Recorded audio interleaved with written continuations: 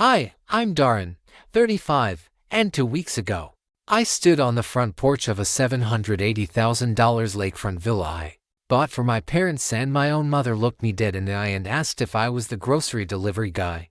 Asterisk, I hadn't been back to Michigan in over a year. Work kept me busy. My tech firm had finally hit its stride, and I'd been living out of hotels and airports trying to keep the momentum going. But this wasn't a business trip. This was personal. I'd bought the lakefront villa outright, no mortgage, no loans, just a quiet, glassy stretch of shoreline and a modern home filled with windows and possibilities. A gift for their anniversary. A thank you. A peace offering, maybe. Growing up, my parents weren't cruel, just preoccupied. My dad was always in hustle mode, and my mom, well, let's just say she had a tendency to define worth in terms of appearances and performance. My sister, Alyssa, was the golden child. Ivy League, magazine perfect wedding, kids with names like Braxton and Juniper. I was the kid who built computers in the garage and got grounded for skipping prom to code a website. Still, when I made something of myself, I thought things would shift. I flew in early, hoping to surprise them, catch a genuine moment, see them enjoying the space before the social media filters went up. I parked the rental car by the garage and stood for a second, just breathing in the pine-heavy air. The lake shimmered behind the house, soft waves lapping like applause. I hadn't even knocked when the front door opened. My mother stood there, perfectly styled. Hair done, pearls, pastel sweater tied around her shoulders like she was auditioning for a country club ad. Behind her were three women I didn't recognize, all sipping wine and giggling like they were filming an episode of Real Housewives, Midwest Edition. And then she said it. "Oh, deliveries are on back, dear.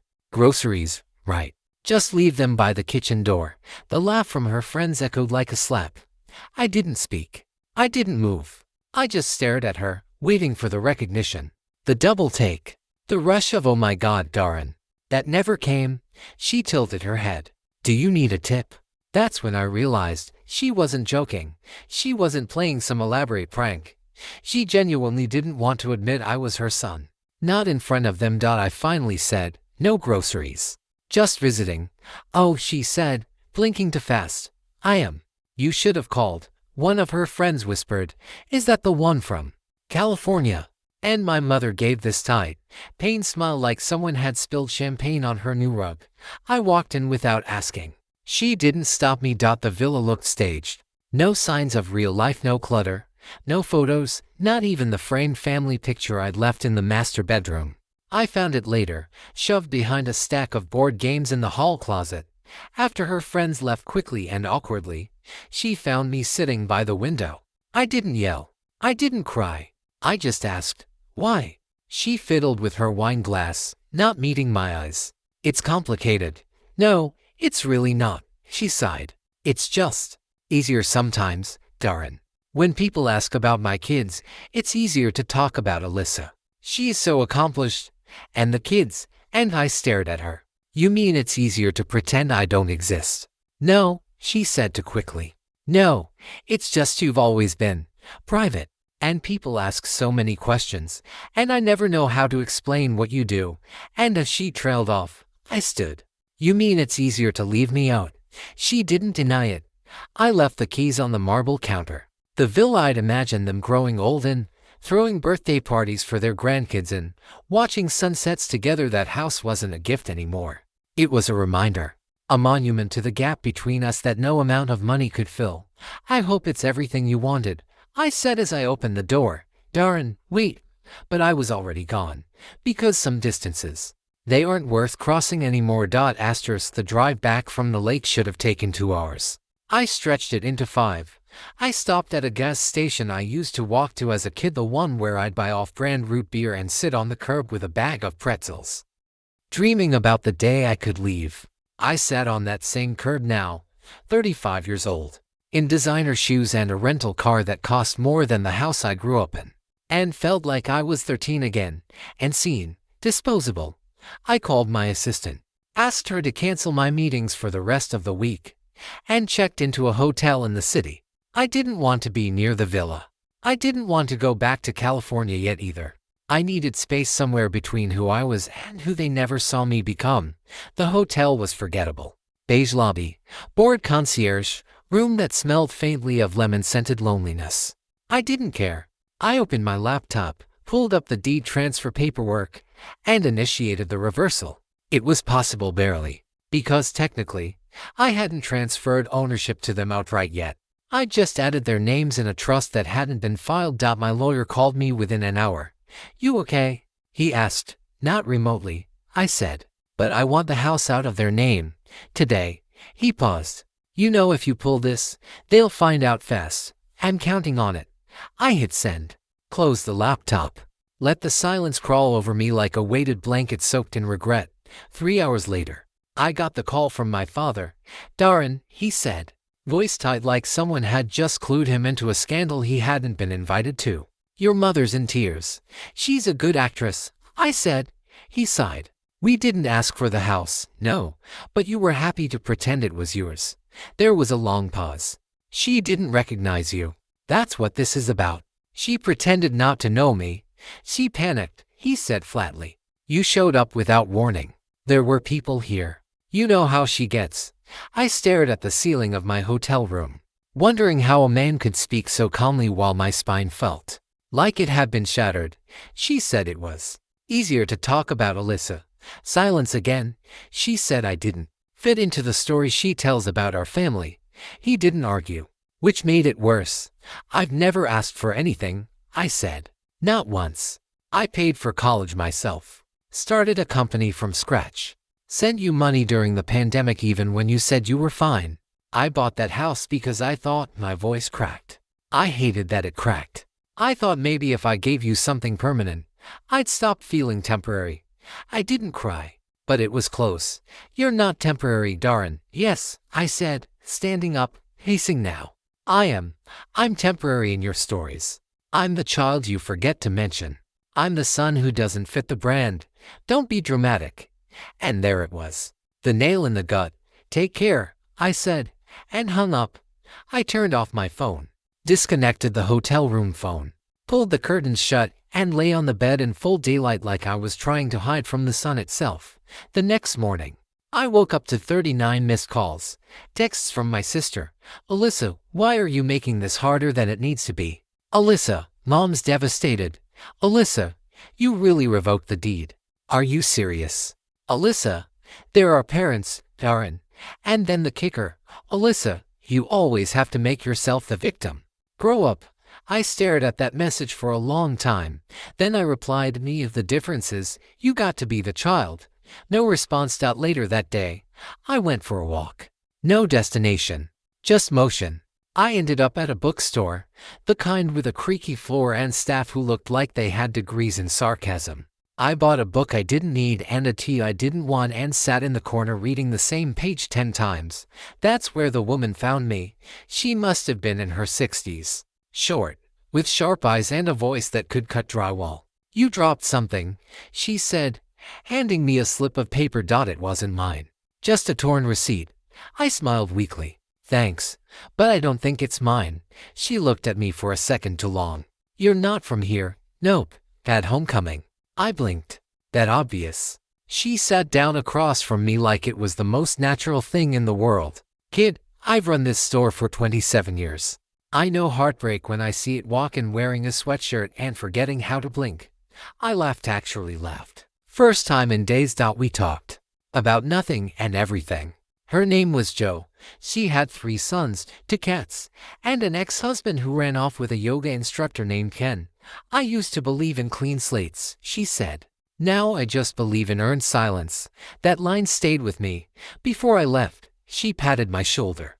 "Whatever they took from you, it wasn't yours to begin with. That's the only comfort I've got."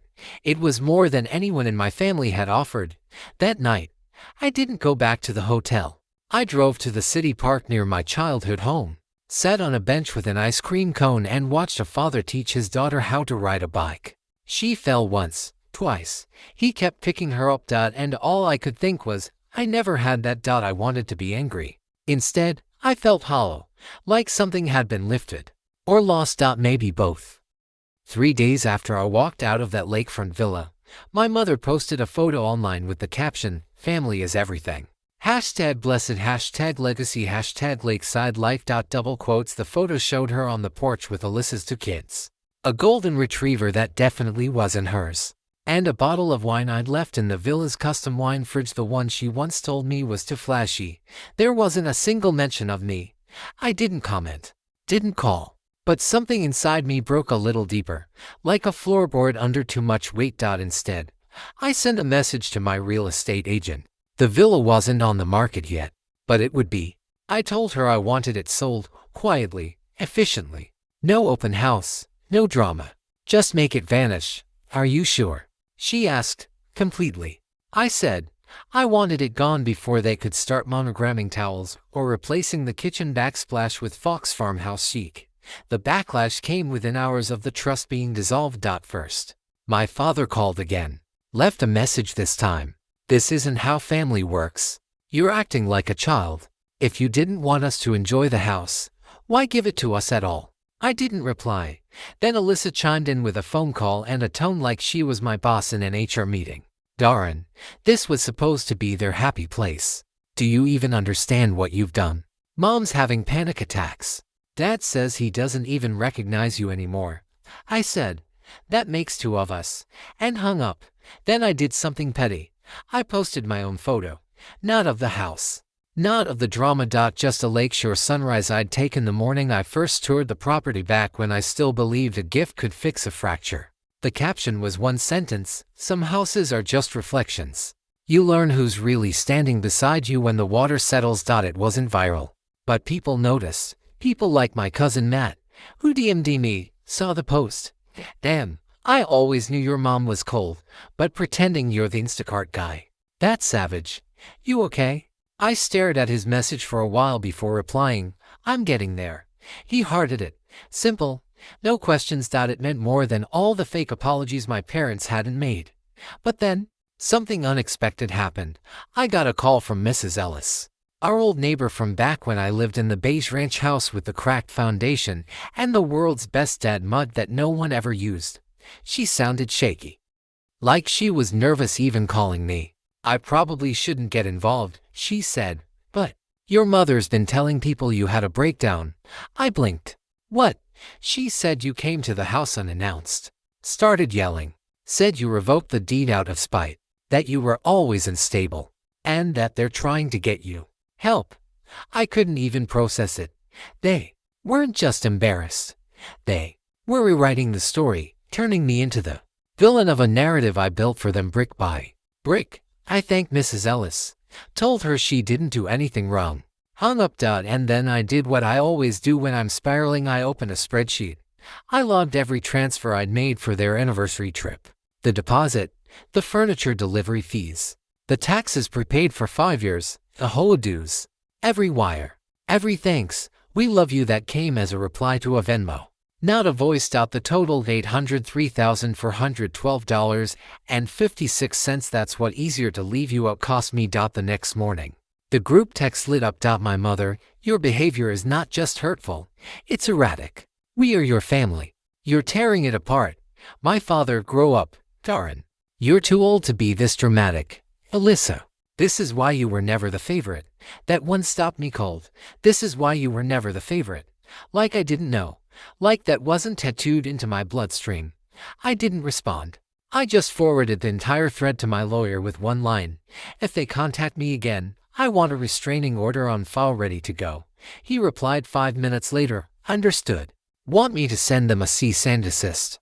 I typed, not yet. Let's give them just enough rope. And then I booked a ticket to anywhere. Not California. Not Michigan. Not anywhere with echoes. I found a place in Oregon with no cell signal and too many trees, and a cabin that smelled like moss and stories. I stayed there for a week. Wrote in a notebook. Ate food that came from the earth instead of an app. Didn't talk to anyone unless they came with bark or fur. On the last night, I built a fire, stared into it, and thought about the house. Thought about every birthday I spent watching Alyssa open gifts while mine got forgotten. Thought about every time my parents told people I was doing something in tech but couldn't name the company I built. And Then I burned the notebook. Every list. Every quote. Every letter I wanted to send. Because I realized something. They don't deserve my pain. Not even in ink. What they deserve is my silence. But silence isn't the same as absence. Sometimes silence is the loudest form of leaving. And I was about to get very, very loud. Asterisk by the time I landed back in California. The villa had been listed for exactly 3 hours. 3 separate buyers had already made inquiries to schedule viewings. 1 made a full cash offer over asking. I accepted. Not out of pettiness. Of clarity. It was the first decision in months that didn't feel like bleeding for someone else's comfort. That house wasn't a monument anymore. It was a message, and I wasn't going to whisper it. I changed my number, updated my will, transferred my assets into a family trust with one stipulation: none of it goes to anyone who calls me a son but treats me like a stranger. Then I wrote the mail. I sent it from a new account, one they wouldn't recognize until it was too late to ignore. The subject line read, "If you're going to tell a story, tell the whole thing." The body was brief. Attached is the full itemized breakdown of every cent I spent on the villa. Every invoice, every transfer, every favor.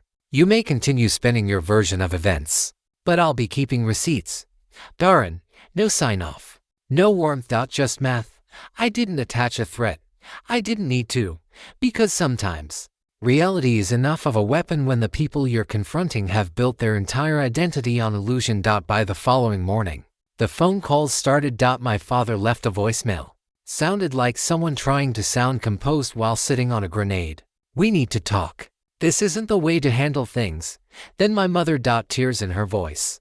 "You're blowing this out of proportion. It's family, Darren. We make mistakes. That doesn't mean we stop loving you." I didn't listen to the rest, because that was the first time she'd used the word love in a sentence that wasn't about Alyssa's wedding or the twins' dance recital. Too little, too late, too transparent. They weren't sorry. They were cornered. I went radio silent. 3 days later, the social media spin began. My mother posted a vague status update about ungrateful children and people who forget who held them as babies. Alyssa posted a black and white photo of our family with the caption, "Some of us stay, some of us run, some of us come back stronger." I let them play their games. Then I played mine. Scheduled a short interview on a podcast one run by a former classmate who now did long-form stories on unlikely success. I told the truth. Not names, not drama. Just facts. I told them how I grew up feeling invisible. How success didn't heal the bruises left by neglect. It just gave me better lighting. How gifts don't buy belonging. And how I gave my parents a lakefront villa because I thought it would finally make me enough. But it didn't, because they never wanted me to be enough. They just wanted me to be quiet. And I wasn't going to be anymore. The episode aired quietly at first. Then it took off. Thousands of listens. Comments like, "God, this hits hard. Sounds like my dad. I thought it was just me." And then a message from Alyssa. "Alyssa, you didn't have to go public. That was cruel." I stared at the screen. Then replied, "Funny. That's what I thought when Mom said I was easier to ignore." She didn't write back. Later that week, I got a certified letter in the mail. It was from a family lawyer I didn't recognize. Inside was a single typed paragraph. "My clients are requesting that you refrain from defamation or public comment about their private family affairs. Failure to comply may result in further legal action." I laughed, actually laughed, because that was the moment I knew I'd won, not in a vengeful "I beat you" way. And you finally had to look in a mirror way. They weren't angry I'd told the truth. They were furious that people believed it, that people related to it, that strangers were validating a version of me they had worked decades to erase. I framed the letter, not as a trophy but as a boundary marker, the line in the sand, where I stopped apologizing for existing. The villa sold 2 weeks later. I never stepped foot in it again. The buyers were a couple in their 40s, newlyweds. They sent me a message through the agent thanking me for the upgrades and saying they couldn't wait to fill it with music, hits, and chaos. I smiled. Not bitter. Hopeful. Maybe that house was never meant to be my parents' final chapter. Maybe it was always meant to be someone else's beginning. I drove to the lake one last time, parked near the public dock, and walked to the water's edge, watched the ripples, threw in a smooth stone, watched it vanish. And with it, every version of myself that had tried so hard to be seen by people who were never looking. I didn't cry. I just stood there, hands in my pockets, wind in my chest, finally still, and thought, this time, I'm the one who gets to leave first. A month after the sale, I got a letter, not an email, not a voicemail, not a cryptic subtweet, but a real envelope, hand addressed, sent to my office in San Francisco. It was from my father, not in a Hallmark card way, not "I'm sorry" or "we miss you." No, this was a typed, double-spaced document titled, "Our Side of the Story." I skimmed it once, then twice. The tone was clinical, detached, like a PR statement someone might release after a celebrity scandal. He wrote about misunderstandings, emotional immaturity, and confusion over family roles. He said my mother was embarrassed, not cruel. That Alyssa felt blindsided, not complicit. That I had every right to feel frustrated, but that I'd made it to public. Nowhere in the letter did the words, "I'm sorry" appear. Nowhere. It ended with a line that felt like a final punch in the ribs. "We hope you'll take time to reflect and return to the family when you're ready to be reasonable." Double quotes, reasonable. I folded the letter carefully, put it back in the envelope. Then I walked down the block, slid it into a public trash can, and kept walking. I didn't need a rebuttal, because I already had something better. Life. The one I built when no one was looking. The company I'd grown quietly while they ignored me. The team I mentored. The interns I advocated for. The scholarship I anonymously funded last year for first-gen students who needed help, not handouts, but hope. The real family I was building. Not with blood, but with choice. I spent the rest of the week doing things that felt like mine. I took my godson to a baseball game, sat behind first base, and taught him how to heckle the pitcher without getting us kicked out. I had dinner with Matt, my cousin, the one who didn't flinch when the truth came out. We clinked glasses to the ones who stayed quiet too long. And then I did the most radical thing I could. I booked a week off. No emails, no calls, just me, a carry-on bag, and a train ticket north. I went to Mendocino, stayed in a cliffside cottage that smelled like old cedar and fresh bread.